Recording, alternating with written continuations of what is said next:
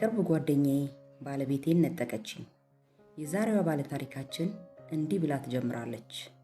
የሚወደን ሰው ከማግኘት ይልቅ የሚታመን ሰው ማግኘት በጣም ከባድ ነው የሚለው አባባል ትርጉም በሕይወቴ ውስጥ በጥልቀት የተረዳሁት አሌክስ እና ሳምራዊት ትተውኝ ሲሄዱ ነው።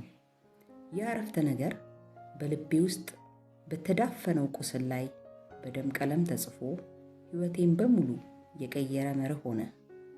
ክህደት እንደ ድንገተኛ የመሬት መንቀጥቀጥ ሳይሆን እንደ ቀስ በቀስ መሸርሸር የሚመጣ መሆኑን የተረዳሁት ያኔ ነበር። እኔ ሀና እባላለሁ። ህመሜን ለመረዳት ቤቴን የገነባሁባቸውን 3 ምሰሶዎችን ማየት ነበረብኝ። ለብዙ ዓመታት በሕይወቴ ውስጥ 3 ምሰሶች አሉኝ ብዬ አምን ነበር። አሌክስ፣ ሳምራዊት እና እኔ። ነገር ግን በመካከላችን የነበረው የግንኙነት ሂሳብ ከረጅም ጊዜ በፊት ተበላሽቶ ነበር። ከ3 ጎን ያለው ግንኙነት የጋብቻ ትርጉም ሲያዛባ አንድ ወገን መውደቁ አይቀርም። ይህ ታሪኬ እንዴት ፍቅር በዝምታና ችላ በማለት ወደ ትርምስ እንደተለወጠ እንዲሁም ከዚህ ጥፋት በኋላ ግላዊ ማንነቴ እንዴት ዳግም ሊገነባ እንደቻለ የሚያሳይ ሙሉ ሕይወቴ ነው። ባለቤቴ አሌክስ የዲጂታል ዲዛይነር ሙያተኛ ነበር። ስራው ሁሉ በስክሪን ፊት በስርዓትና በምክንያታዊነት የተሞላ ነበር። ትዳራችን ለ4 ዓመት የዘለቀ ሲሆን የተመሰረተውም በዕለት ተዕለት መግባባት፣ መከባበርና በጸጥታ ፍቅር ላይ ነበር። እሱ ጸጥተኛ፣ አስተዋይና በጣም ታማኝ ባል ነበር። ትልቁ ችግራችን ትልቁ ጥንካሬያችን መስሎ መታየቱ ነበር። ያ መረጋጋት። የእኛ ቤት ከዓለም ሁሉ የራቀ ምሽግ ነበር። ሞቅ ያለ ጭቅጭቅ አናውቅም ነበር። ነገሮች ሁሉ አስቀድሞ የታቀዱ፣ የጸዱና የተረጋጉ ነበሩ። በጋብቻ ውስጥ ያለን ጸጥታ ጥልቅ ሰላም እንደሆነ ተርጉሜዋለሁ። አሁን ግን ይህ ጸጥታ ስሜታዊ ባዶነትን የሚሸፍን ውጫዊ ሽፋን እንደነበር ገባኝ። ሳምራዊት የ25 ዓመት ጓደኛዬ፣ የልቤ ክፋይ እህቴ ነበረች። እኔ የጎደለኝን ኃይለኝነት፣ ድፍረትና የፍልስፍና ጥልቀት ያላት ነበረች። ሳምራዊት ገና ከልጅነታችን ጀምሮ የኔ ነጸብራቅ ነበረች። ቤታችን ለእሷ ሁልጊዜ ክፍት ነበር። በቤታችን ውስጥ የምትገኝ የሕይወታችን 3ኛ ምሰሶም ነበረች። ይህ የሶስትዮሽ ግንኙነት ባልና ሚስት ብቻ ሊኖራቸው የሚገባውን ግላዊ ቦታ ሳይውል ሳያድር ቀስ በቀስ እንዲያጣ አደረገው። የእኛ የግንኙነት ሂሳብ ውስጥ ስህተት መግባት የጀመረው እኔ 3ቱንም ምሰሶቼ እኩል ክብደት እንዲኖራቸው ስፈቅድ ነበር። ከጋብቻ ውጪ ያለ ሰው፣ በተለይም የቅርብ ጓደኛ ከትዳር ጓደኛ ጋር ተመሳሳይ ወይም የበለጠ ትኩረት ማግኘት ሲጀምር ለጋብቻ ቅድሚያ የሚሰጠውን ቦታ መጣስ ይጀምራል። ሳምራዊት ስራ ቀይራ ከእኛ ቤት ብዙም ሳትርቅ መኖር ስትጀምር እኛ ቤት መመላለሷ ከሳምንታዊ ወደ ዕለታዊ ተቀየረ። አሁን ሁል ጊዜ አብረን ነን ብዬ በደስታ ስናገር ሳምራዊትን ሳገኝ አሌክስን እንዳጣው አላወቅኩም ነበር። ችግሩ የጀመረው አስደሳች ልማዱ ቀስ በቀስ ወደ ጣልቃ ገብነት ሲቀየር ነበር። አሌክስ ከስራ ሲመጣ መጀመሪያ የሚያወራው ከኔ ጋር ሳይሆን ከሳምራዊት ጋር ሆነ። ሁለቱም ስለ ኮምፒውተር ፕሮጀክቶች፣ ስለ አዳዲስ የሳይንስ ዜናዎች ያወራሉ። ብዙውን ጊዜ አሌክስ እና ሳምራዊት ስለማላቃቸው ርዕሰ ጉዳዮች ሲያወሩ እኔ ዝም ብዬ አዳምጥ ነበር። አንድ ቀን በሚያወሩት ወሬ ውስጥ አስተያየት ስሰጥ አሌክስ ሳቀና ሀና፣ አንቺ አእምሮዬን የምታነብ ይመስልሻል? የምታውቂው ነገር አይደለም አለኝ። ይህች ትንሽ ንግግር የክህደቱ የመጀመሪያ ምልክት ነበረች። የጋብቻ ወሰን መጣስ የሚጀምረው አካላዊ ግንኙነት ከመፈጠሩ በፊት ነው። ሚስት ከባል ውስጣዊ ዓለም መገለል ስትጀምር ትልቁ ስሜታዊ ክፍተት መፈጠር ይጀምራል። አሌክስ ከኔ ጋር መወያየት ያለበትን ግላዊ ስሜት፣ ምኞትና ዕቅድ ለሳምራዊት ማጋራት ጀመረ። እኔ ዝም ብዬ የውጭ ተመልካች ሆንኩ። በሂደትም ሳምራዊት ቀስ በቀስ በቤታችን ውስጥ የምትኖር ሰው ሆነች። ቁርስ፣ ምሳና እራት ከእኛ ጋር መመገብ ልምድ ሆነ። ይህ ሁሉ በስም ጓደኝነት ቢሆንም በውስጡ ግን የጋብቻ ማዕከላዊነትን መሸርሸር ነበር። አንድ ቅዳሜና እሁድ አሌክስ ወደ ክፍለ ሀገር ሄዶ እኔና ሳምራዊት ብቻችንን ነበር። ሰኞ ጠዋት አሌክስ ሲመለስ መኝታ ቤት ውስጥ የሰቀልኩት አዲስ መጋረጃን አይቶ ኦህ ሀና፣ ይሄኛው መጋረጃ ጥሩ አይደለም፣ ሳምራዊት ይህንን እንደምትጠላ ታውቂ የለም እንዴ አለኝ። በድንጋጤ ለምን ሳምራዊት? የእኛ ቤት ነው አልኩት። ያኔ የገባኝ ሚስት መሆን የቤት መጋረጃን ከመምረጥ መብት በላይ መሆኑ ነው። ሚስት ማለት በባል ልብ ውስጥ ቅድሚያ የሚሰጠው ውሳኔ ሁሉ የመጀመሪያ አማካሪ መሆን ማለት ነው። አሌክስ ሳምራዊትን የቤት ውስጥ አባል አድርጎ መቁጠሩ የጋብቻችንን መድረክ ለ3 ሰው አሳልፎ መስጠቱ ነበር። የሚያደርጉትን ነገር ሁሉ ጓደኛዬና ባለቤቴ ናቸው ማመን አለብኝ በሚል ፍሬም ሸፍኘዋለሁ። አሁን የገባኝ ነገር ቢኖር እውነተኛ መተማመን የሚመጣው ወሰኖችን በማበጀትና በመከባበር ውስጥ ነው። ወሰን የሌለው ፍቅር ለራሱ ለፍቅሩ ቦታ አይሰጥም። ይህንን ሁሉ ችዬ ስኖር ሁሉም ነገር ግልጽ የሆነው በአንድ አጋጣሚ ነበር።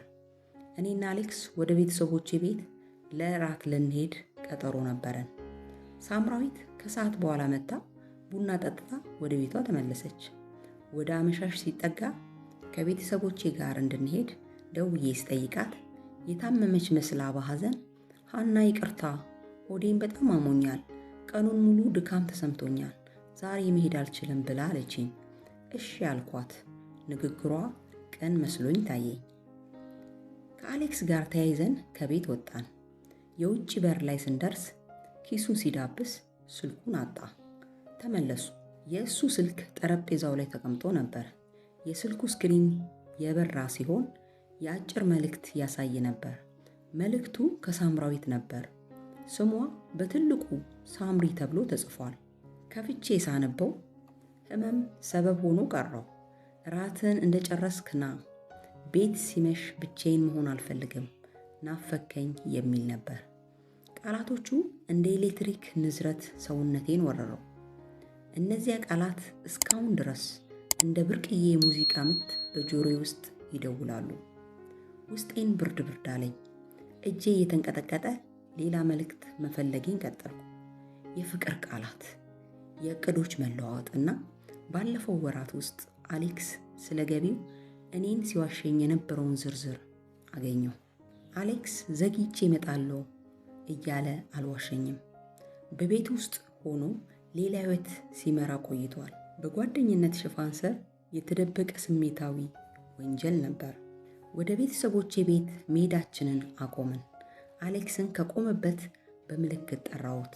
ተመለሰና ምን ነው አለኝ፣ ድምፁ ሲንቀጠቀጥ እየተሰማኝ። አሌክስ ወደ ቤት ሲገባ ስልኩን በእጄ ይዤ ቆሜ ነበር። ፊቱ ላይ ያለው ድንጋጤ ለመንገር ይከብዳል። ወዲያው ሳምራዊት ስልክ ላይ ደወልኩ። ሳምራዊት የት ነሽ? ድምፄ ስሜቴን የሚገልጽ የተሰበረ ቢሆንም በውስጡ ጥልቅ የሆነ ቁጣ ይዞ ነበር። ሀና ምን ሆነሻል? አልጋ ላይ ነኝ አሞኛል ብላ ሳትጨርስ ንግግሯን አቋረጥኩት። የአሌክስን መልእክት አይቼዋለሁ፣ እንዳልታመምሽም አውቃለሁ፣ አሁን ወደ ቤት ነይ ብዬ ስልኩን ዘጋው። ሳምራዊት ከሩብ ሰዓት በኋላ መጣች። ፊቷ ላይ የጥፋተኝነት ስሜትና ያልተጠበቀ እብሪተኝነት ይነበብ ነበር። በድፍረት ቶሎ ብላ ሀና በቃ አሌክስን ወደድኩት፣ የኔና ያንቺ ጓደኝነት አለፈ አለችኝ። የ25 ዓመት ጓደኝነታችን በአንድ ቃል አለፈ በሚል ቃል ተቀበረ። ከዚያም አሌክስ መናገር ጀመረ። ድምፁ ተሸማቆ ነበር፣ ግን በቃላቱ ውስጥ ገዳይ የሆነ የውርደት መርዝ ነበረ። ሀና ያደረግነው ነገር ትክክል አይደለም አውቃለሁ፣ ግን እሷ እንዳንቺ አይደለችም። እሷ አዲስ ነገር ናት፣ አንቺ ግን ተራ ሆንሽብኝ አለኝ። ብዙም መስማት አልፈለኩ። ተራ የሚለው ቃል የትዳር ህይወቴ የመጨረሻ ፍርድ ሆነ። ህይወታችን በጣም አስተማማኝና የተለመደ በመሆኑ አሌክስ ነፃነት የሚለውን ነገር በሳምራዊት ውስጥ ፈልጎ አገኘ። ክህደት የሚመነጨው የግድ በሌላ ሰው ማራኪነት ብቻ ሳይሆን ከግንኙነት ውስጣዊ ባዶነትም ነው። ፍቺው ወዲያውኑ ነበር። የዓመት በሙሉ በሕይወቴ ውስጥ የብቸኝነትና የጨለማ ዘመን ነበር። በመጀመሪያ ላይ ለምን እኔ ብዬ ራሴን ጠይቅ ነበር። በየቀኑ አሌክስንና ሳምራዊትን ሳስብ ውስጤ ይታመም ነበር። ቁጣዬ እኔን እየበላኝ መጣ። ግን አንድ ቀን በመስታወት ፊት ቆሜ ራሴን ስመለከት የጠየቅኩት ጥያቄ ተገለበጠ። ለምን ይህንን አደረጉብኝ ከማለት ይልቅ እንዴት ይህንን እንዲሆን ፈቀድኩ የሚለውን ጥያቄ መመለስ ጀመርኩ። ይህ ጥያቄ ከስቃይ ወደ ትምህርት ቤት የሚወስደኝ ድልድይ ሆነኝ። ይህንን የውስጥ ጥያቄ መመለስ የጀመርኩበት ጊዜ ከትምህርት ቤት ሁሉ ከባድ ትምህርት የተማርኩበት ጊዜ ነበር። ለዓመታት ሀና የአሌክስ ሚስትና የሳምራዊት ጓደኛ በመሆን ኖራለች። አሌክስም ሆነ ሳምራዊት ሲሄዱ የራሷ የሆነ ማንነት አልቀራትም። የራስን ዋጋ በሌላ ሰው ፍቅር ወይም ጓደኝነት ላይ መመስረት የራስን መፍረስ ያፋጥነዋል። መጀመሪያ እኔ ሀና ነኝ፣ ከዚያ በኋላ ነው የአንድ ሰው ሚስት ወይም ጓደኛ የምሆኑ። ብቸኝነቴ የራሴን ድምፅ ለመስማት እድል ሰጠኝ። እኔ ሳምራዊትን ከባሌ በላይ አስቀደምኩ። የትዳር ጓደኛዬን ግላዊነትና ትኩረት በጓደኛ ስም እንድትጋራ ፈቀድኩ። መተማመን ማለት ማንም ሰው ምንም ነገር ማድረግ ይችላል ብሎ ወሰን አልባ መሆን ማለት አይደለም። እውነተኛ መተማመን ዝምታና ችላ ማለት ሳይሆን ማወቅና ወሰን ማስቀመጥ ነው። እውነተኛ ፍቅር የሌሎችን ጣልቃ ገብነት የሚከላከል ግልጽ ድንበር አለው። የትዳር ጓደኛ ከጓደኞች ሁሉ በላይ ቀዳሚ መሆን እንዳለበት ረሳው። ቤታችን ውስጥ የሶስትዮሽ ግንኙነት ፈቅጄ ነበር። የትዳር ጓደኛ ከምትወደው ጓደኛ ጋር ስሜታዊ ውስጣዊ ክበብ ሲፈጥር አንተ የውጭ ሰው መሆን ትጀምራለህ። ጓደኞች ዙሪያችን ናቸው፣ ግን የጋብቻችን ምሰሶች አይደሉም። የትዳር ማዕከላዊነት የማይደራደር መሆን አለበት። አሌክስ ተራ ሆንሽብኝ ብሎኝ ነበር። ከዚህ በኋላ የትዳር ሕይወት ውስጥ ያለው መረጋጋትና አስተማማኝነት ተራ አለመሆኑን ተረዳው። ተራ የሚለው ቃል አሌክስ በሕይወቴ ውስጥ የፈጠረውን የመሰልቸት ስሜት ለመሸፈን የተጠቀመበት ሰበብ ብቻ ነበር። የእውነተኛ ሕይወት ውበት በዕለት ተዕለት ጸጥታ ውስጥ መሆኑ ነው። ሰላምን እንደ ባዶነት መተርጎም የሰላም ባለቤት ስህተት ነው። በግንኙነት ውስጥ መረጋጋት ማለት መቆም ማለት አይደለም፣ በጸጥታ ማደግ ማለት ነው። አሁን አዲስ ሕይወት ጀምሬያለሁ፣ ሙሉ በሙሉ አዲስ በሆነ ማንነት። የአሌክስ ስግደትና የሳምራዊት መለወጥ ትልቅ ዋጋ ያስከፈሉኝ ትምህርቶቼ ነበሩ።